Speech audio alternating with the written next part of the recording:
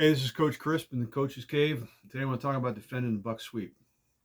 As an offensive guy that's run a lot of buck sweep, spent a lot of time coaching it. One of the best stories I ever heard about buck sweep was Vince Lombardi. You know, he made it famous. They ran at the best back with the old Packers, and it was an online video or something. But a guy went to this clinic and was lucky enough to. Vince Lombardi was in the clinic, and they didn't always talk about just offense in general, the Green Bay Packers offense. And what he did was he spent 8 hours on his buck sweep. He started in the morning, they went to lunch, he came back, he finished up, spent the entire day talking about one play. And as an offensive guy and a line coach, I always wondered, like, what did he talk about in 8 hours? That's just amazing to me. And I can only imagine, you know, to fill in the time. I mean, I do a lot of buck sweeps. I don't know how long I can talk about it, but I know it's not 8 hours. But I'm sure Vince probably went into the minutiae of the footwork from the furthest away receiver to the quarterback to the guards. But I wouldn't be very shocked if he didn't spend a lot of time on identifying the force. Because when I'm coaching buck sweep, getting to the force is a crucial part of the play. And getting the kids to understand who that is and how to attack him is the hardest part. If your buck sweep's not working as an offensive guy, you might not be identifying and dealing with the force correctly. So defensively, I recognize I don't have to be smarter than the offensive genius on the other sideline. I just have to be smarter than his kids. So if I can make that force hard to identify and change the force after snap, I can defend the buck sweep. So I like to run the buck sweep. I don't like a run on me. So I run a 3-4. I'm a 5-2, 3-3 stack guy. My base was that I've really had success with is a 3-4. Don't worry about this being a complicated defense for kids to run. We had two-way players, day and a half, a week of practice. It might not be the Steelers 3-4, but it works for high school, okay? So here in your standard generic power I formation, as you can see the buck sweep out of, we have a force in each guy. The force to me is identified as, the guy that sets the edge, the guy that dictates where the ball will go once it gets past the box of the line of scrimmage. So whether he be a spill guy, dent guy, box guy, he's determining where the ball goes. He's the force, okay? So it's really easy. We have a backside joker who's on the line of scrimmage. He's a rush guy, and he's also the firewall backside contain for counter and verses. So that's one easy kid to get. You go out, you kick out the force. He's the force, okay? But buck sweep usually doesn't go to the weak side. Usually goes to the strong side. But it can go to the weak side.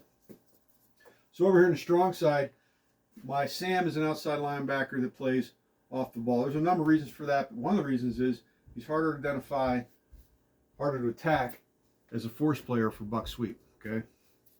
Behind him is a strong safety. He's involved as a force, okay? And just as these two guys are attached at the hip, shuffling together box to box and open their hips when the play declares itself, so too these guys work together, okay? So these two guys work together horizontally, and these two guys work together vertically. And what I mean is, this guy, I like to use metaphors when I coach, and this kid, the strong safety, he's a Jedi, he's a make righter. So if he reads run, okay, he's going to make the Sam right. So if the Sam gets blocked from the outside, he's going to replace outside. If the Sam gets kicked out, he's going to replace on the inside. Now we're pretty safe. We really like to do this in our base to stop buck sweep. Our base, no matter what, we don't know what they're running, is going to be 4-eye. And then we're going to run the nose guard.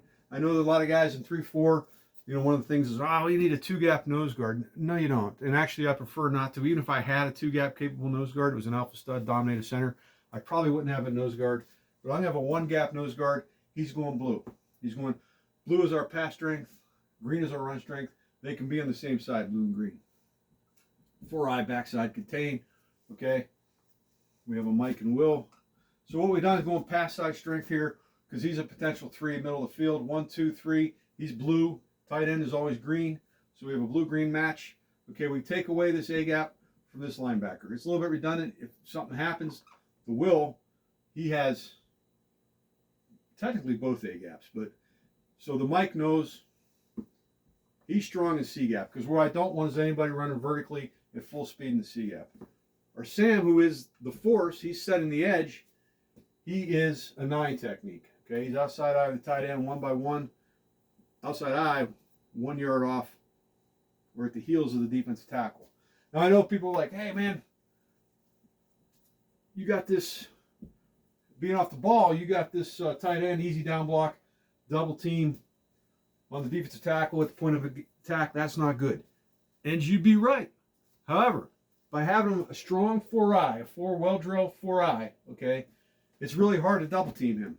He goes in, this tight end has to take a real close angle to try to get him here, okay, and if he misses him, we get in that gap, okay, he's got a really bad angle if he's well trained to climb to that linebacker. You climb shallow on a linebacker, you're pretty much ineffective. Okay, so we've forced, even though in their plan, when they do their whiteboard right now, they're writing buck sweep, they're double teaming this edge. Well, we've just taken that away by a good 4-eye. So they come back and say, okay, our tackle here can handle him anyway, and he's going inside anyway. We don't have to double team him. He boxes and squares and goes to our linebacker. Hey, that's okay too. Someone's going to get blocked, so I'd rather them choose the harder block to try to make. You want to try to put a tight end on my linebacker in space, scraping across. We'd rather play that. Okay, we'd rather defend that. So we got the 9 technique. We have all the gaps filled. Okay. Now, if for some reason they count on crack, he's replacing. Okay. For some reason they kick out, he's replacing. He's the Jedi. He's the make righter. Okay. If they arc block,